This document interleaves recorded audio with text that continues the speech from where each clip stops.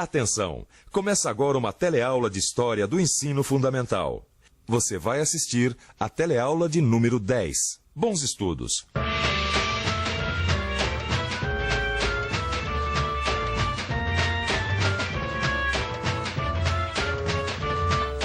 O que você faria se eu te levasse para um país desconhecido para trabalhar 18 horas por dia, sem salário e sem mordomia nenhuma?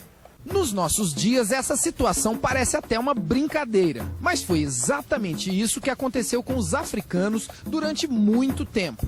A longa luta contra essa opressão chamada escravidão é o assunto da nossa aula de hoje. Boa tarde, amigo. Tarde. Pra onde nós vamos? Hotel Colonial na Rua Pau Brasil. Sabe onde é? Deixa eu ir. Mas tá movimentado aí. O que é isso? É uma feira? Não, é o encontro dos movimentos afro-brasileiros. Qual é o tema do encontro? Você me desculpe a curiosidade, eu gosto de saber de tudo. Tudo bem. Eu gosto de um bom papo. Estamos discutindo a participação do negro na formação do país. Ixi, Maria, mas assunto é o que não vai faltar, hein? Tem toda a razão você. Mas tem muita gente que não pensa nisso, não. Até hoje tem gente que não entende a importância dos negros africanos na história do nosso país. Mas que besteira, né? Como é que pode? Será que essa gente não sabe que sem os estrangeiros, esse Brasil não seria nada do que ele é hoje? É ou não é? É.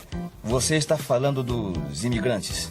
Os imigrantes, os italianos, os japoneses, os africanos. Não, olha, o que essa gente fez pelo Brasil não é brincadeira, hein? É verdade, mas você se esquece de uma diferença importantíssima. Que diferença? Os negros africanos foram trazidos para cá à força, diferente dos outros povos. Certo. Os imigrantes vieram para o Brasil por conta própria. Os africanos não tiveram escolha. Aqui no Brasil, a escravidão durou mais de 300 anos. E nesse período, pelo menos 3.500.000 africanos foram trazidos para cá como escravos. Era o chamado tráfico negreiro. O transporte dos escravos da África até o Brasil era feito nos famosos navios negreiros. Sabe uma coisa? Depois do carro, o transporte que eu mais gosto é o navio. Eu acho bonito aquele bichão cruzando o mar. É legal. Mas do navio negreiro você não ia gostar nadinha. Queria gostar daquilo. Naquele tempo, uma viagem de navio da África ao Brasil durava no mínimo 2 meses. Os escravos vinham amontoados nos porões dos navios negreiros. As condições de higiene eram mínimas e muitos morriam durante a viagem.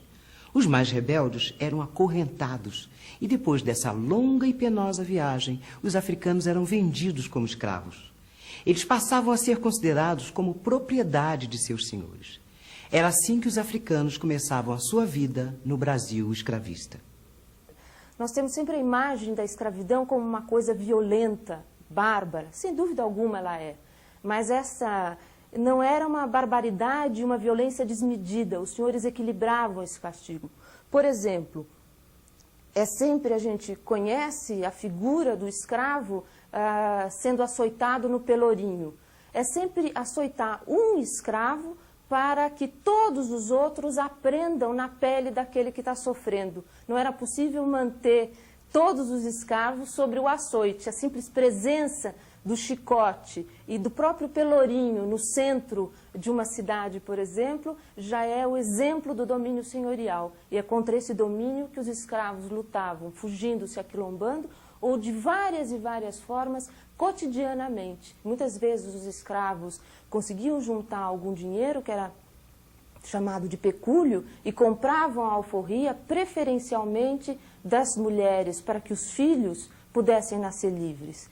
Eles conseguiam pedaços de terra para plantar as roças e poder conseguir alimento de uma forma diferente, manter as suas casas. É claro que os escravos consideravam isso como direitos deles, depois de tradições de lutas que se formaram durante os séculos da escravidão.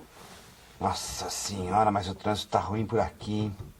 Ô, amigo, eu conheço um caminho diferente aí. Ele dá uma incumpridada, mas tudo bem, a gente vai sair dessa loucura. Você topa? Topo. Faço qualquer negócio para fugir de um engarrafamento. Olha, por falar em fugir, será que os africanos não pensaram em fugir daquela vida sofrida que eles levavam, não? Pensavam e muito. Muitos tentavam fugir desde quando eram capturados lá na África. É mesmo? Só que fugir não era nada fácil não, hein? A maioria dos escravos trabalhava em fazendas. E a primeira dificuldade para a fuga era despistar o feitor, que era o encarregado de vigiar o trabalho. Depois do feitor, ele tinha uma tarefa mais difícil ainda: se livrar do capitão do mato, o perseguidor de escravos fugidos. Se a fuga falhava, o escravo era punido severamente para servir de exemplo para os outros. Mas, mesmo assim, o desejo de liberdade era mais forte. E milhares de escravos fugiam. Mas eles fugiam para onde? Voltar para a África que não dava, na verdade? Não, a África ficava muito longe. Normalmente eles fugiam para um quilombo. Quilombo? Olha, esse nome não me é estranho, mas agora minha memória está falhando, viu?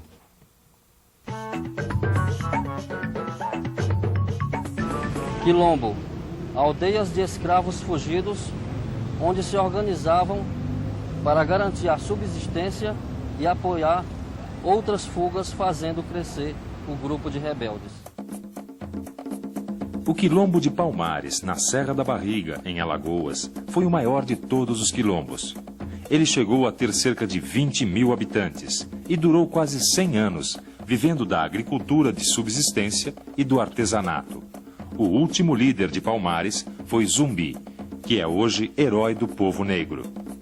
O dia de sua morte, 20 de novembro, é o Dia Nacional da Consciência Negra.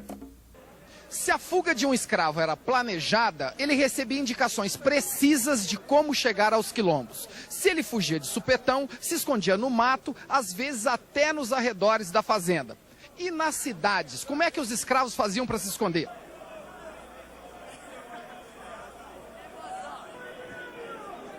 Você viu um cara de gravata por aqui? Eu vi agora há pouquinho, ele saiu pra lá. O cara de jaleco azul. Era esta a tática utilizada pelos escravos que fugiam para as cidades. Eles se misturavam com pessoas parecidas com eles. Assim ficava muito difícil de encontrar. No caso, os escravos se misturavam com negros e mulatos libertos que circulavam pelas ruas. Isso passou a acontecer no século XIX, quando as cidades ficaram grandinhas. Mas me conta uma coisa, nessas cidades já grandinhas, eles não se organizavam para lutar pela liberdade? É claro. Já no século XIX, muita coisa estava mudando. Sei. Imagina só, Rio de Janeiro, Salvador, Recife, eram cidades onde viviam muitos negros africanos. Sei. A todo momento estourava uma rebelião. Ah, é? Em Salvador, por exemplo, aconteceu a famosa Revolta dos Malês, quando os escravos tomaram a cidade por vários dias. Interessante. Aliás, por falar em Salvador, eu estava me lembrando. Lá na Bahia, o pessoal até hoje usa palavras africanas no dia a dia, não é isso? Não é só na Bahia, não. É no Brasil inteiro. Você mesmo. Você, com certeza, está acostumado a usar palavras de origem africana e nem sabe. É? O brasileiro está acostumado a falar palavras de várias línguas. Inglês, hot dog. Francês, sutiã. Italiano, espaguete. Mas será que o brasileiro conhece alguma palavra africana? Vamos ver. O brasileiro, por favor. Por favor, pera aí. Você conhece alguma palavra africana? Africana? É. Não, Nenhuma? nenhuma. Não. Conheço, mas não lembro. Nenhuma. Como é o nome dessa fruta? Banana? Essa banana é da África, né? Conhece alguma outra? Não. Tem muitas outras, olha só. Quindim? Samba. Vatapá. Cafuné. Macumba. Banzo. Bunda. Amaz é água. Quilombo.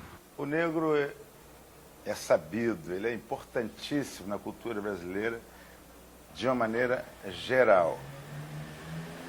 A começar pela língua. A influência de palavras africanas nos deu um vocabulário grande e que criou uma diferença entre o português falado em Portugal e o português falado no Brasil.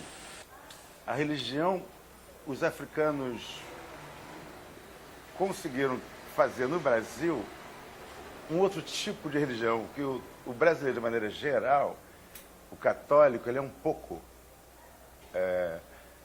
espírita afro-brasileira, mas grande parte. E quase todos os afros brasileiros que são de candomblé ou de umbanda são católicos também. Na música, aí que o negro mesmo influenciou bastante. O Brasil é o país mais rico musicalmente do mundo. dada a sua variedade de ritmos. Uma outra coisa importante que o Brasil tem é a culinária nossa. A nossa culinária ela é fantástica, o Brasil é muito grande. Então, os africanos influenciaram totalmente a comida baiana, a cozinha baiana. A feijoada carioca também foi criada pelos negros.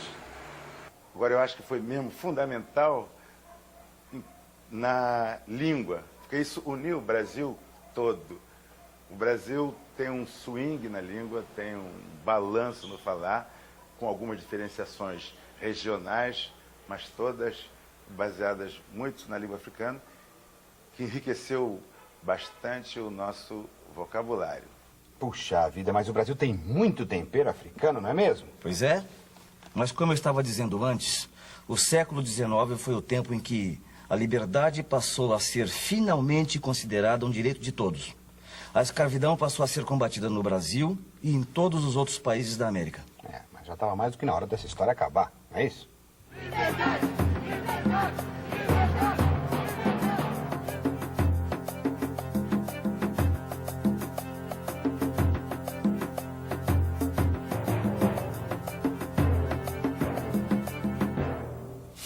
Aí, tá certo? Certíssimo. Obrigado, hein? Sabe que eu gostei muito dessa nossa conversa? É sempre bom conversar com gente esclarecida, viu? Eu também gostei muito da nossa conversa. Agora o senhor me dá licença que eu tenho que ir à luta. Não, mas depois de tanta conversa, eu é que tenho que ir à luta para não ficar livre. Como assim? É porque se esse taxímetro fica muito tempo livre, cara, eu tô perdido. Mas tudo de bom pra você, viu? Continua na luta aí. E atenção, se liga aí que é hora da revisão. Na aula de hoje, nós vimos que os africanos contribuíram e muito para a formação do Brasil. Lembramos que eles foram trazidos para cá à força como escravos nos navios negreiros. Vimos também como eles se adaptaram criativamente à sua nova vida no Brasil e como muitos deles lutaram contra a violência da escravidão. Trocando em miúdos, é o seguinte: durante os 3 séculos de escravidão, os escravos sempre lutaram para conquistar a sua liberdade. Para saber mesmo o que foi a luta dos escravos, o melhor é estudar. Só assim você vai ter uma noção verdadeira da importância dos negros na história do nosso país.